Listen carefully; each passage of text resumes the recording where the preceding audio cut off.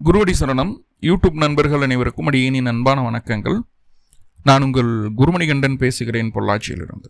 திருக்கணித பஞ்சாங்கத்தின்படி வரக்கூடிய ஜூலை மாதம் 13ஆம் தேதி சனி பகவான் வக்ரகாலம் ஆரம்பிக்குது. வக்ர நிவர்த்தி நவம்பர் 28ஆம் தேதி வக்ர நிவர்த்தி அடைகிறாரு. அப்போது கிட்டத்தட்ட ஒரு 4.5 மாதம் சனி பகவான் வக்ரம் அடையக்கூடிய காலகட்டம். இந்த சனி வக்ரம் அப்படிங்கிறது எப்பாவது ஒரு நாள் தான் நடக்குமானா வருஷம் நடக்கும். வருஷம் ஒரு 4.5 மாதம் சனி வக்ரம் ஆவார். 7.5 மாதம் நேர்கதியில் இருப்பார். இது 4.5 மாதம் 7.5 மாதம் அப்படிங்கிற சொல்கிறது ஏவரேஜாக. ஸோ இந்த சனி வக்ரம் அடைகிறதுனால மிதுன ராசி அன்பர்களுக்கு என்ன மாதிரியான பலன்கள் நடக்க இருக்குது அப்படிங்கிற விஷயத்தை பார்க்க போகிறோம். பொறுமையாக டீட்டெயில்டாக கேளுங்க. இந்த பதிவிலேயே உங்களுடைய சுய ஜாதகத்தை நீங்களே பார்த்து உங்களுடைய வாழ்க்கையில் சனி வக்ரத்தால் என்ன பலன் நடக்க போகுது அப்படிங்கிற விஷயத்தை டீட்டெயில்டாக சொல்ல போகிறேன். இது மிதுன ராசியாக இருந்தாலும் சரி, மிதுன லக்னமாக இருந்தாலும் சரி, 2 பேர்த்துக்குமே பொருந்தி வரும் அப்படிங்கிறத புரிஞ்சுக்கோங்க. அதே நேரத்தில் உங்களுடைய சுய ஜாதகத்தில் சனியினுடைய தசா புத்தி அந்தரம் ஏதாவது இந்த காலகட்டம் நடக்குதா அப்படிங்கிறதையும் ஒரு கிளான்ஸ் பார்த்துக்க வேண்டியது இருக்கும். ஓகே. ஸோ இப்போது சனி பகவான் மிதுன ராசிக்கு 8, 9க்கு அதிபதி 10ஆம் இடத்துல இருக்கார். அவர் வக்ரம் அடைகிறார். 10ஆம் இடத்துல அஷ்டமாதிபதி போய் நிற்கிறது அப்படிங்கிறது தொழிலில் கொஞ்சம் பிரச்சனைகளை கொடுக்கக்கூடிய அமைப்பு. என்னதான் 10ல் சனி பகவான் வந்தால் நன்மை அப்படி இப்படின்னு நிறையா விஷயங்களை நம்ம சொன்னாலும், 9ஆம் அதிபதி 10ல் இருக்கிறது தர்ம கர்மாதிபதி யோகம் அப்படின்னு சொன்னாலும், அவரே அஷ்டமாதிபதியாக வர்றதுனால முதல் பகுதியில் கொஞ்சம் தொந்தரவுகளை கொடுப்பார். என்ன மாதிரினா, தொழில் ரீதியாக நம்ம எடுக்கக்கூடிய காரியங்கள் கொஞ்சம் நம்மளுக்கு பாசிட்டிவாக இல்லாமல், நம்ம நினச்ச மாதிரி நடக்காமல் கொஞ்சம் மனச்சோர்வை ஏற்படுத்தும். ஒரு 3 தடவை 4 தடவை அந்த மாதிரியான மனச்சோர்வு ஏற்படும் போது 5ஆவது தடவை அந்த செயலை செய்யறக்கே நம்மளுக்கு தோணாது. விட்டுட்டு அடுத்தது பார்ப்போம், இதில் ஒன்றும் சக்ஸஸ் கிடைக்கல போல் இருக்குது, நம்ம ப்ராஜெக்ட் கொஞ்சம் ஃபெயிலியராக போயிடுச்சோ அப்படின்ற ஒரு எண்ணமெல்லாம் இருக்கும். ஸோ அந்த விஷயத்தை இந்த வக்ரச்சனி மாற்றுது. அதாவது நீங்கள் தொழில் ரீதியாக என்னென்ன முடிவுகள் எடுக்கிறீங்களோ, எது செய்யணும்னு நினைக்கிறீங்களோ அந்த விஷயத்தை கிளியராக செய்ய வைக்குதுங்க. கிளியராக செய்ய வைக்குது. ரொம்ப ரொம்ப திருப்தியாக உணருவீங்க இந்த காலகட்டம்.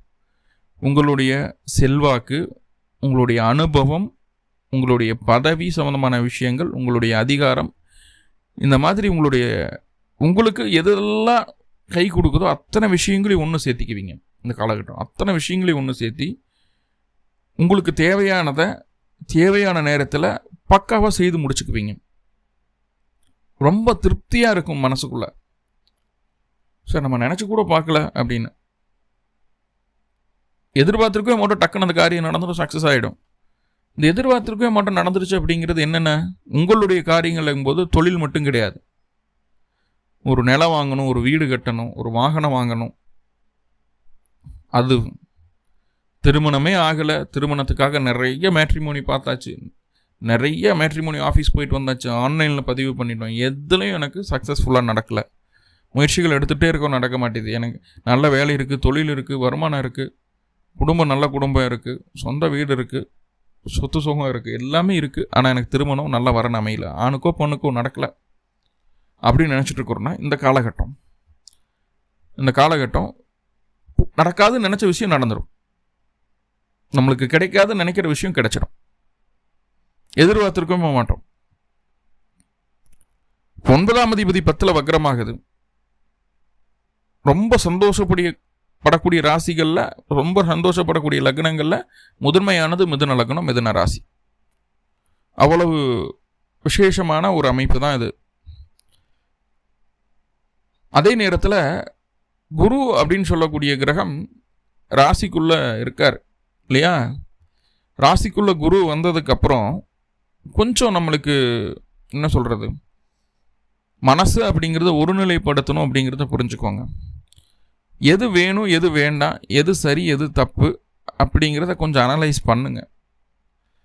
உங்களுடைய சுய முடிவுகளை எடுக்காமல் உங்களுக்கு நல்லதை சொல்லக்கூடிய நல்லதை செய்யக்கூடிய வெல்விஷர்ஸ் இருக்காங்கன்னா அவங்ககிட்ட கேட்டு உங்களுடைய டெசிஷன்ஸை ஃபைனல் பண்ணுறது அப்படிங்கிறது நல்ல விஷயம். ஸோ அந்த விஷயத்தில் மட்டும் என்றைக்கும் நலவு விட்டுறாதீங்க. ஓகே, இந்த குரு அப்படின்னு சொல்லக்கூடிய கிரகம் அவரே 10ஆம் அதிபதி, அவரே 7க்குடையவர். ஸோ 7ஆம் இடத்தை தான் பார்க்குறார். அப்படிங்கும்போது துணை தேடி வரும், திருமணமாகும், இந்த விஷயங்கள்லாம் சொன்னேன். பிரிந்த கணவன் மனைவி கூட சேருவீங்க. ஏன்னா சனி வக்ரச்சனியாகி ராசிக்கு 7ஆம் இடத்தை பார்க்குது. குருவினுடைய பார்வையும் ராசிக்கு கிடைக்குது. அப்போது அந்த சனியினுடைய பாபத்துவ பார்வை, குரு பார்வையெல்லாம் சுபமாகுது. சனி என்ன பண்ணுவார், 9ஆம் அதிபதி 7 பார்க்கும்போது கணவன் மனைவிக்குள்ள கருத்து வேறுபாடுகளை கொடுப்பார். அதை அந்த குரு என்ன பண்ணும், இங்கே வேறு இது பிரச்சனையெல்லாம் கிடையாது, இந்த கருத்து வேறுபாடுகள் வராமல் போகாது. ஆனால் அந்த கருத்து வேறுபாடுகள்லேருந்து ஒரு நல்ல லேர்னிங் கிடைக்கும். கணவன் மனைவிக்குள்ளே நல்ல ஒரு பாண்டிங் அந்த குரு ஏற்படுத்திடும். அதுவும் நீங்கள் போய் இது பண்ண வேண்டியதில்லை, தோணா உங்களை தேடி வந்துடும். ஸோ அது ஒரு நல்ல விஷயமா இங்கே பார்க்கப்படுது. ஓகே, பதவியில் இருந்து வந்த பிரச்சனைகள் நீங்குது. ஒரு ப்ரொமோஷனுக்காக முயற்சி எடுத்துகிட்டு இருந்தீங்க, கிடைக்கல. வேலையில் இடமாற்றத்துக்கான முயற்சிகள் நடக்கலை. ஸோ இந்த விஷயங்கள், வேலை, பதவி, ப்ரொமோஷன், இன்க்ரிமெண்ட் சம்பந்தமான விஷயங்களில் இருந்து வந்த தடைகள் நீங்க போகுது. பெரியவங்களுக்கு உடல் ஆரோக்கியம் சார்ந்தமான பாதிப்புகள் படிப்படியாக குறையுது. சனியினுடைய பார்வை ராசிக்கு 4ஆம் இடத்துக்கு இருக்குது இல்லைன்னு சொல்ல. ஆனால் அந்த சனி வக்ரமாகக்கூடிய காலகட்டம் உடல் ஆரோக்கியம் பாதிக்கப்பட்ட நிலையில் இருந்ததுன்னா ரிவர்ஸ் ஆகிடும். உடல் ஆரோக்கியம் நல்லா இருக்கும். இல்லை சார் நான் நல்லா தான் இருக்கேன் அப்படின்னா கவனமாக பார்த்துக்குங்க. வண்டி வாகனத்துல ரொம்ப அவசரம் காட்டக்கூடாது, வேகம் காட்டக்கூடாது. ஏன்னா வக்ரமாகி 4ஆம் இடத்தை பார்க்கறதுனால இந்த காலகட்டம் தான் வேகமாக வாகனம் தேய்க்கணும்னு தோணும். 9 மணிக்கு ஆஃபீஸ் அப்படின்னா 8 மணிக்கு எந்திரிச்சு 9 மணிக்குள்ளே ஆஃபீஸ் கிளம்பி போகணும். 30 கிலோமீட்டர் ட்ராவல் பண்ணணும். அப்போது நம்ம சிம்பிளாக ஒரு 6 மணிக்கு அடிக்கலாம், 5 மணிக்கு எந்திரிச்சிடலாம். ரொம்ப ஃப்ரீயாக ரிலாக்ஸ்டாக கிளம்பலாம். அந்த ஃப்ரீயாக ரிலாக்ஸ்டாக இருக்க விடாது இந்த காலகட்டம். அவசரம் அவசரம் அவசரம்ன்ட்டு ஓடும். வேலை, தொழில் சம்மந்தமான விஷயங்களில், வாகனம் சம்மந்தமான விஷயங்களில். இப்போ அவசரத்தில் வாகனம் தேய்க்கும் போது நம்மளுக்கு அதனால் சில அடிகளும் விழத்தான் செய்யும் அப்படிங்கிறத புரிஞ்சுக்கோங்க. கொஞ்சம் ஏர்லியராக இருந்தீங்கன்னா அந்த வக்ரச்சனி உங்களுக்கு மிகப்பெரிய மிகப்பெரிய வெற்றியை கொடுக்க காத்திருக்கு. மிகப்பெரிய வெற்றியை கொடுக்க காத்திருக்கு. செலவுகள் குறையும். அது சுப செலவாக இருந்தாலும் அசுப செலவாக இருந்தாலும் செலவுகளை குறைக்கிற முயற்சியில் தான் இருப்பீங்க, அதிகரிக்கணும்னு நினைக்க மாட்டீங்க. அப்போது நம்மளை பார்க்குறவங்க இந்த காலகட்டம் நம்மளை கொஞ்சம் ரொம்பவே கஞ்சமாக இருக்கிறோமோ அப்படின்னு மற்றவங்க சொல்லுவாங்க. நம்மளுக்குமே அந்த சில நாட்களில் அந்த விஷயம் தோணும். இருந்தாலும் இப்போ இருக்கக்கூடிய சூழ்நிலைக்கு அதுதான் கரெக்டு,